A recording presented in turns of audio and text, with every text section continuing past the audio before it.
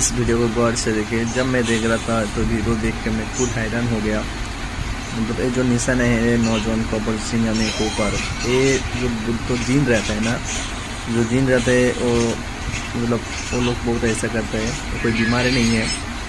तो मौलाना साहब ने बता रहे हैं, इलाज भी करते हैं मौलाना साहब ने कुरान की आयत तलावत करके। जिसको जीन पकड़ता है, खुब्बीस पकड़ता है, जो भी है तो उसको छुड़ाता है। वीडियो को गौर से देखिए। হয়েছে তাহলে আমার চিকিৎসা আমি বাদ দিয়ে দেব। ওপেন চ্যালেঞ্জ করলাম।